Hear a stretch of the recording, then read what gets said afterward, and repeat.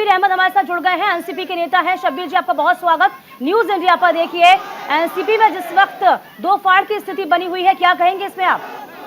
देखिए, इसके जनक जो है वो ऑलरेडी जंगी पवार साहब है, राष्ट्रवादी के जनक, और आज भी वही उसमें है। और 17 में वो पहले के बनाए हुए प्रोग्राम के तरफ से गए हैं। शक्ति परीक्षण का तो समय आएगा, अभी शक्ति परीक्षण हो नहीं रहा है, वो बनाए गए प्रोग्राम के तहत जा रहे हैं। और चूंकि राष्ट्रवादी कांग्रेस पार्टी का को जन्म देने वाले जो 3 लोग थे, उसमें से पवार साहब ही मेन है और वही है जी। हाँ, तो लेकिन जो परिस्थितियाँ और स्थितियाँ हैं वो आपके सामने है। हाँ हाँ, तो शब्बीर जी, गलती कहाँ हुई या कहाँ कहें कि कमजोरी कहाँ आई? जी जी जी जी, एक सवाल शब्बीर, मेरे समझ से जो हमारे जो मणिपुर वहाँ पर हुआ है, सवाल पूरा हो जाने दीजिए।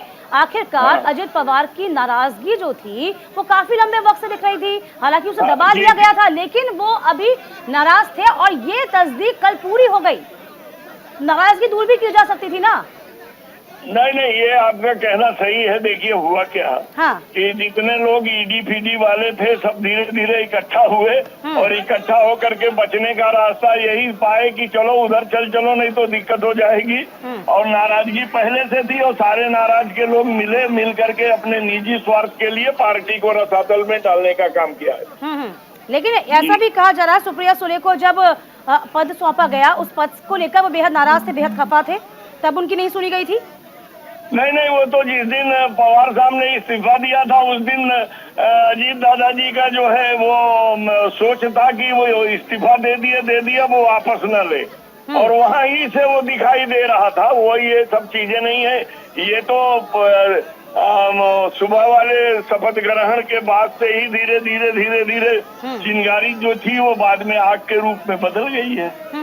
अच्छा, ये भी कहा जा रहा है, इसमें इस बात में कितनी सच्चाई नजर आती है, क्योंकि ऐसा कहा गया है, जो सूत्र बताते हैं कि अजित पवार इसलिए भी नाराज थे क्योंकि जो विपक्ष की एकता की बैठक थी उसमें मंच साझा कर लिया था शरद पवार ने राहुल गांधी के साथ, जो उनको नागवार गुजर रहा था, ये भी कहा गया था। ये सहमत है शब्बीर जी इस बात से? नहीं, ये इसलिए नहीं है। देखिए, जब हम किसी पार्टी से मिलेंगे तो किसी नेता का क्लेश रहने का सवाल ही नहीं आता है। जब हम संगठन बनाते हैं, अब अभी यही जिस सरकार में गए हैं, अगर क्लेश रख करके सरकार में रहेंगे तो फिर वहाँ भी विघटन बातें आएगी। ये तो सब एक कयास है कि नाराजगी के कई कारण हो सकते हैं, लेकिन हम एक ही कारण जानते हैं कि ईडी ने लोगों को जेल भेजने के बजाय भाजपा में भेजने का ज्यादा काम किया। तो शब्बीर जी, देखिए, अजित तो ये बोल रहे थे कि उद्धव के साथ तो सरकार बनाई थी, तो शिंदे के साथ आने में क्या गलत कर दिया? नहीं, वो ये कहने का मामला है कि हम शिंदे के साथ जा रहे हैं, जैसे कि वो क्या नाम है कि अपने आसाम साइड में कौन सा था, देखिए उस नाम जेल में नहीं है, वहाँ पर हमारे साथ विधायकों ने भाजपा के बजाय कहा कि हम उनका साथ दे रहे हैं। ये तो, और उस पर ये कहना कि हम तीनों मिलकर चुनाव लड़ेंगे, तो ये एक तरह से भाजपा का ही साथ है। हाँ, लेकिन अब देखिए शब्बीर जी, भाजपा को तो मजबूती मिल गई ना, जहाँ विपक्षी एकता को बल दिया जा रहा था। हाँ, तो आप देखिए क्या होता है ना शब्बीर जी, देखिए क्या होता है ना कि नाराजगी परिवार के भीतर दूर होनी चाहिए। जब नाराजगी दूर नहीं होती तो इसका फायदा अपोनेंट उठा लेता है, अपोजिट पार्टी उठाती है, और यही एनसीपी के साथ हुआ ना। हाँ, इसमें कोई ऐतराज नहीं है। हाँ। लेकिन एक बात आप ये मान करके चलिए कि नेता हमारी पार्टी से जाते हैं, हमारे मतदाता नहीं जाते हैं। ये आपने पिछले चुनाव में भी देखा होगा। तो मतदाता जो है पवार के विचार से जुड़े रहते हैं। देखिए, जब अजित पवार शामिल हुए शब्बीर जी, उन्होंने ये भी कहा था कि भुजबल ने और मैंने बहुत विकास को तवज्जो दी, हमारी तवज्जो किसी ने माना नहीं, हमें किसी तरीके से पार्टी में आगे नहीं बढ़ने दिया। यानी कि कुल मिलाकर देखा जाए तमाम जो वरिष्ठ नेता हैं उनको यहाँ पर दरकिनार किया गया, और यही एक वजह है कि उन्होंने महाराष्ट्र सरकार का दामन थामा। जी, वो तो वो कहने के लिए हमारे पास बहुत से शब्द हैं, लेकिन एक बात सच्चाई ये है कि केवल ये ईडी का मामला सबसे ज्यादा है, बाकी कोई और नहीं है।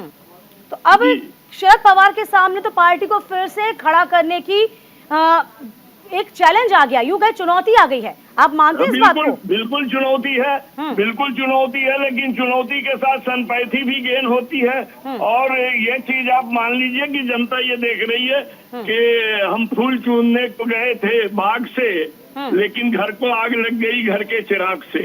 ये भी तो लोग सोच रहे हैं कि जिसने इस चीजों को खड़ा किया उसके साथ 83 वर्ष की उम्र में इसका भावनाएं करना, हाँ। तो ये सारी चीजें भी रहेंगी। चुनौती से नहीं किया जा सकता, हाँ। लेकिन चुनौती के साथ संपैथी भी जुड़ेगी। हाँ, सिंपैथी तो जुड़ेगी, लेकिन यदि हम प्रैक्टिकली बात कर लें शब्बीर जी, तो साफ तौर पर यह कहा गया था, जब आपको याद भी होगा 10 जून यानी कि पार्टी का जो 25वां स्थापना दिवस था, तब बेटी सुप्रिया सुले को और प्रफुल्ल पटेल को पार्टी का कार्यकारी अध्यक्ष बनाया गया था।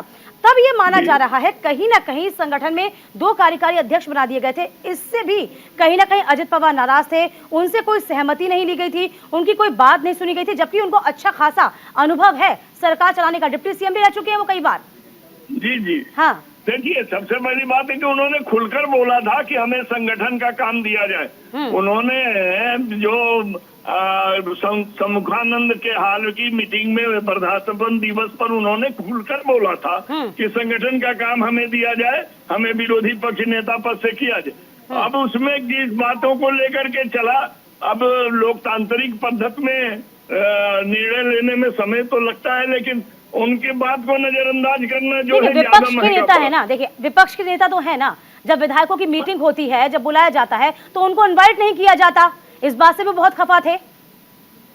नहीं, तो विपक्ष के नेता ही मीटिंग बुलाते हैं, दूसरे कहाँ मिला? वही सवाल, वही अजित तो वही कहते आए ना कि जब मीटिंग होती है, आप मीटिंग लेते हैं जिसमें सुप्रिया सुले भी मौजूद होती हैं, अब उनको दरकिनार क्यों किया जाता है? यानी कि पार्टी से जुड़े हुए तमाम निर्णय आप लेते हैं, उसकी जानकारी विपक्ष नेता को ही नहीं होती।